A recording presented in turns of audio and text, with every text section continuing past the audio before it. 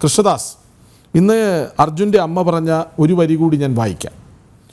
കള്ളന്മാരെ പോലെയാണ് പോലീസ് പെരുമാറുന്നത് എന്ന്. അങ്ങനെ തോന്നിയോ? പോലീസിൻ്റെ നീക്കങ്ങൾ എങ്ങനെയാണ്?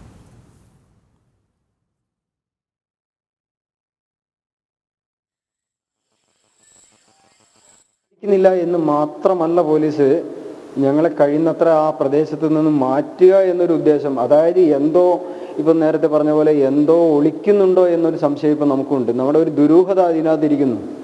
കാരണം ACP വന്നതിന് ശേഷം നമ്മളെ അവിടെ നിന്ന് ഓടിക്കാനും നമ്മളെ തള്ളി മാറ്റാനും അവർ ശ്രമിച്ചുകൊണ്ടിരിക്കുകയാണ്. കാരണം നമ്മൾ അവർ പറഞ്ഞിരിക്കുന്നത് നമുക്ക് പ്രൊട്ടക്ഷൻ തരാൻ പറ്റില്ല എന്നാണ് അവർ പറയുന്നത്.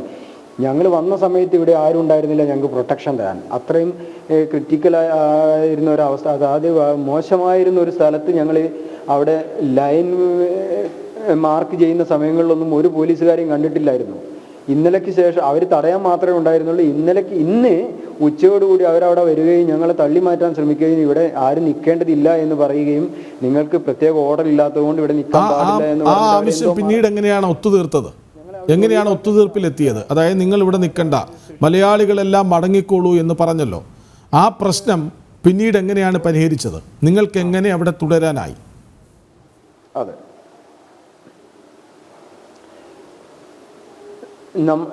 ഞങ്ങൾ പോകുന്നില്ല, ഇത് കണ്ടതിന് ശേഷമേ പോകുള്ളൂ. ഇത്രയും ദിവസം, അതായത് 2 ദിവസം ഞങ്ങൾക്ക് പ്രൊട്ടക്ഷൻ തന്നിട്ടില്ല. അതുകൊണ്ട് ഇപ്പോഴും എവിടെ നിന്ന് വന്നു എന്നുള്ള ചോദ്യങ്ങളൊക്കെ നിങ്ങൾ ഉന്നയിക്കുകയും അതുപ്രകാരം അവർ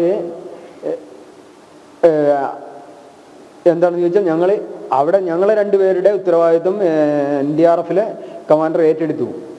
അദ്ദേഹം പറഞ്ഞു ഞങ്ങളെ ആവശ്യമുണ്ട് അദ്ദേഹത്തിൻ്റെ, കാരണം ഞങ്ങൾ ചെന്നതിന് ശേഷം ഷോൾഡർ വർക്കാണ് ഇപ്പോൾ നടന്നുകൊണ്ടിരുന്നത് അദ്ദേഹമായിട്ട്.